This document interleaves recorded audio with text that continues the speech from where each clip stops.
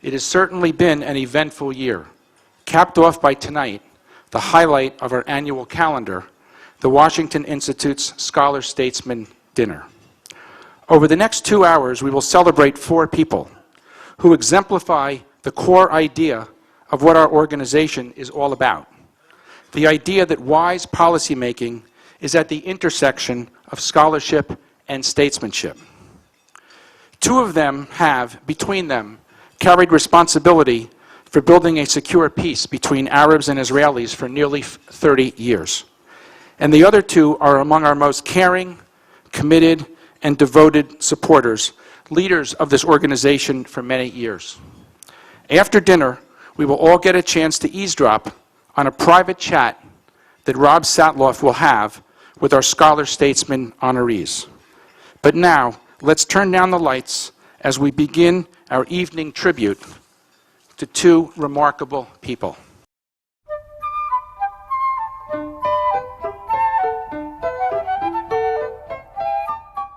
My parents are an unbelievable couple. They really are. They're yin and yang in so many ways. You know, my mother, everyone describes as the queen, where, you know, she walks into the room and there's like a regalness about her. And my father's from Queens, and there's a little bit of a more, New Yorker in him, but he's got a heart of gold. Richard didn't know that he was marrying a rock star. Lorraine has written the most compelling autobiography, and it's a story that touches people who have never been to South Africa, who have never felt apartheid personally, and wherever she goes now, she's speaking to these audiences of people who are enthralled, and she has fans all across the country. He's kind of a compatriot, in that I'm a graduate of West Point and he's a graduate of the Air Force Academy. And so we've been able to do some things together outside of the Washington Institute to help both academies. My father is involved in many, many different charities, and frankly, I don't even know the full list. I was at Hebrew U visiting a friend, and I looked on the wall and I saw my parents' name, and I called my parents and I said, "What's your involvement with Hebrew U?" Richard is a wonderful human being, very smart. He's played a very important role in all aspects of the Institute, from its finance side on the board, of ideas. Richard and Lorraine are indefatigable supporters of the Institute. It is not just financial, it is intellectual. They care about the issues, and with them it's a partnership. My father went to the Air Force Academy and was in the Air Force, and dealing with military aspects and political aspects of the Middle East is a real strong interest for both my parents. Everything that the Washington Institute encompasses really kind of branches their interests even further outside of just American politics to deal with a larger world that we live in. Besides being a true professional, he is very well known and respected professional in the investment industry. He brings that expertise to the Institute, of course. He's been a highly valued member of the investment committee. His marketing background is extremely helpful, and in conjunction with those skills, Richard is a very knowledgeable individual when it comes to the issues. They just love to learn new things and start new opportunities. And my father, even in the middle of all of his treatments, decided that he's going to help raise money for his hospital, and got out there and did a swim around the island of Manhattan. And even having cancer has not slowed him down. And they're amazing role models for us. Just being around Richard is a real pleasure, just given his friendly manner. He's had a very significant impact. I love Richard to death. They are truly 2 peas in a pod. For me and for Greg and for our families and for family as a whole and what you do for the community, just can't thank you enough and tell you how proud I am of you and how much I love you.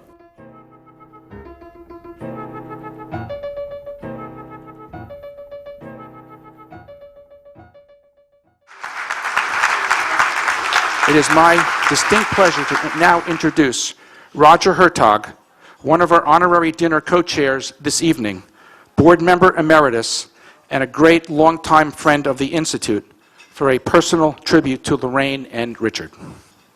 Good evening.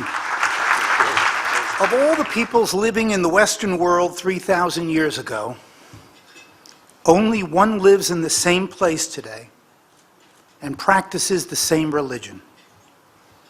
This evening's honorees, Lorraine and Richard Abramson, excuse me, are evidence that the Jewish people continue to lead vibrant and important lives in Israel and in America.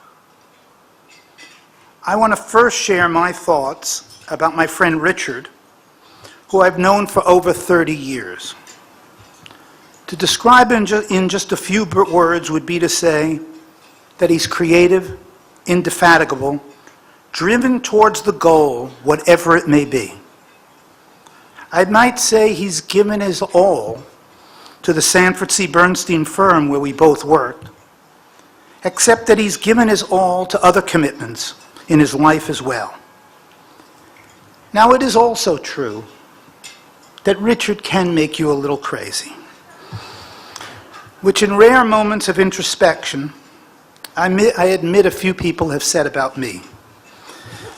But in Richard's case, it's true. When it comes to something he really cares about, there's nothing he won't do, no challenge he won't take, no amount of miles he won't swim or rack up flying, no hardship he won't endure.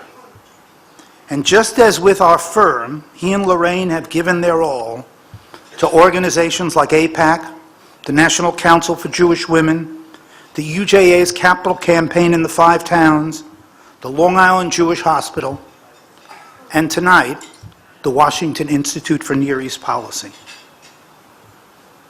The Talmud tells us that Jewish lives should be dedicated to 4 key purposes: family, learning, commerce, and yes, dieting. Richard Abramson has followed this rabbinic teaching religiously. Over the years, as each spring had turned to summer, Richard would make the pilgrimage, so to say a Hajj, across the continent to the City of Angels. His destination would be the Holy of Holies, the Pritikin Center. There to spend his hours attending lectures on nutrition and exercise while consuming a Spartan, barely visible diet flavored with sermons on the virtues of self-denial. There was another unintended benefit to Richard's time at Pritikin. Over the course of 2 weeks, each year, every single member, and I underscore every, of Richard's class, whether slim or heavy, young or old, rich or poor, would become a Bernstein client. Richard became so productive at Pritikin that Zalman Bernstein actually thought of leaving him there all year. Upon his return to the office, Richard would announce to one and all that he was a new man, embarked on a new life. He'd arrive each morning, schlepping, a pail-sized hefty bag, you know, one of those big bags, filled with carrot sticks, celery, radishes, tomatoes, cucumbers, broccoli, zucchini, all lovingly hand-packed by Lorraine. We in the firm used to refer this as Richard's grazing diet. Richard would adhere to this diet flawlessly. You know he's a man of iron self-discipline. Except each afternoon he'd celebrate his self-denial with a nice piece of cake. Now, Richard's secret weapon in all his endeavors has been Lorraine Abramson. As Rob mentioned in the video, 2 years ago, Lorraine published a remarkable 300-page autobiography entitled My Race, a Jewish girl growing up under apartheid in South Africa. This is from a woman who had never written a book before. As you may know, in her youth, Lorraine Lotsoff was one of the very top athletes in South Africa, a track star. She eventually made her way to the Maccabee Games in Israel and won gold medals in the 100, 200, and 400-meter sprints.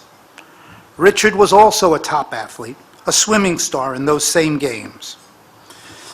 One of the most telling and moving parts of the book is the story how they met. It's eerily prescient of their life together. Here's how it happened. Lorraine's room at the games included a terrace that was opposite the terrace of Richard's room.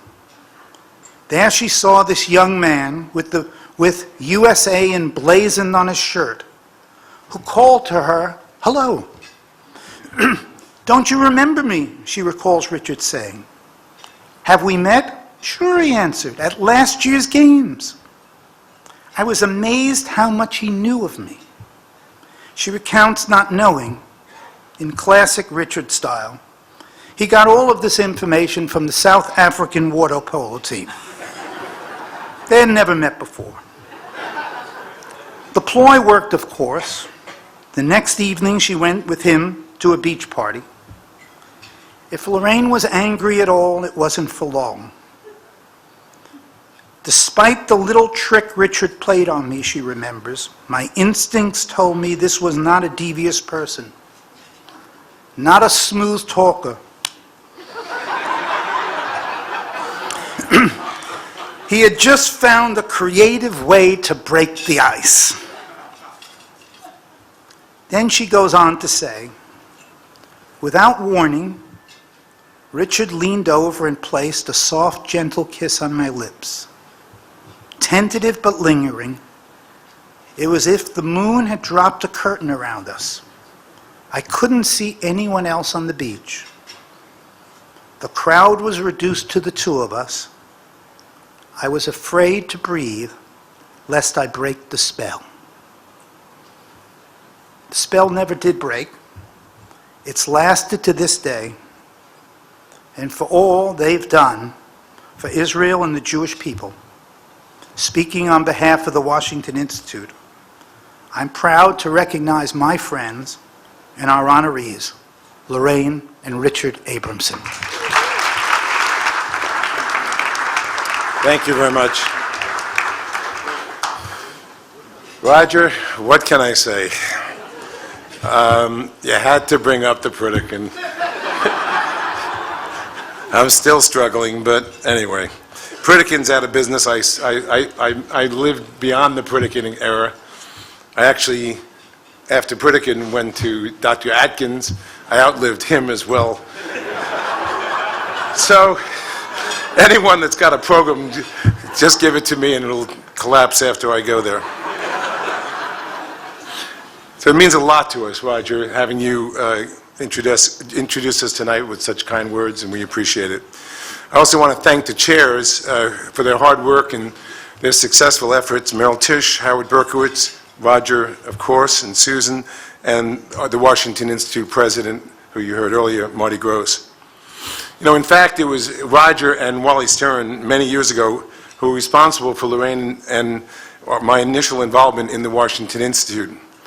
I soon gained an understanding of how the foreign policy decisions are made and how the decision makers depend on think tanks like the Institute for their ideas.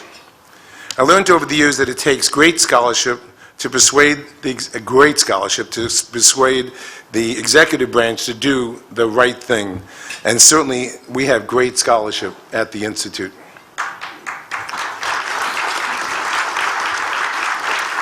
Now, the Middle East today, unfortunately, is a powder keg. It's the worst I can remember. And it takes some great thinking to solve this double helix or multiple Rubik's Cube. Zalman Bernstein used to love telling a story, which I think Roger actually gave him the story, but used to love telling the story of the ring that King David gave his son Solomon. The king told the young man to look at the ring when times were especially good and when times were especially bad. Engraved on the ring was the statement, "This too shall pass." Now's the time to keep this prophecy in mind. After all, we're told that the greatest opportunities arise just when things look worse. So right now, if you keep on plowing ahead, with God's help, current conditions in the Middle East will give to better times. I want to congratulate our two scholar statesmen, Dennis and Elliot, who have dedicated their lives in an attempt to bring peace to the area. No one could have brought more creativity to the peace process. I thank you for your service, Elliot and Dennis.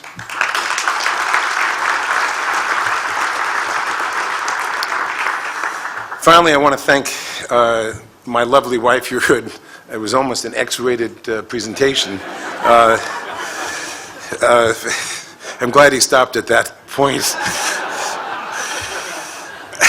So I want to thank you for your love and affection and your support for all these 44 years. I'd also have a lot of friends in the community here today. First, I want to thank my family, my kids, my grandkids for coming. All this is for you. I want to thank my colleagues at work. Where are you sitting? Thank you. My hospital board members and staff people that are here. Where are you guys tonight? From the North Shore LIJ Health System, which I spend a great deal of time. Thank you for coming. You honor me. My dear friends at Hebrew University, Hadassah, and the Legacy Heritage. Where's the Legacy Heritage? Thank you for coming. And finally, my neighbors and friends from all over. You all know my passion for the Institute's work. Thank you for your support. Your dollars will help establish the Institute to create the research needed to change the world for the better. Let's all hope it happens sooner than later.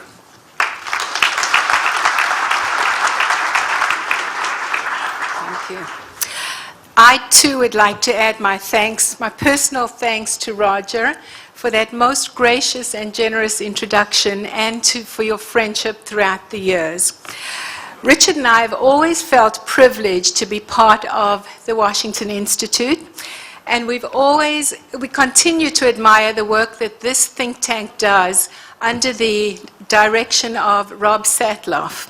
So when Rob approached us and asked and told us that the Institute would like to honor us at this year's Scholar Statesman Award, we were humbled and touched, especially when we heard that the recipients of the award would be Dennis Ross and Elliot Abrams. It's truly a privilege for us to be sharing this evening with you. For those who have traveled a distance to be here tonight, our family, our friends, and our Washington Institute family, thank you to all of you for your continued caring and support. To our children, Greg, Lauren, Jill, Jake, and our granddaughters, Emma and Leah, and our, and our grandson-to-be, it wouldn't be the same without you all here tonight. But I do need to single out one person, and that is Richard's doctor, Dr. Sundar Jagannath.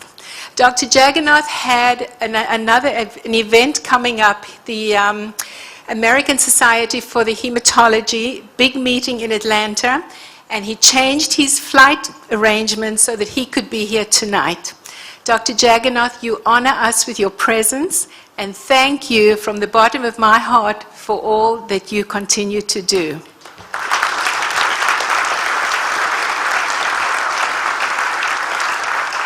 So with much appreciation to all of you, we thank you and we love you. Thank you.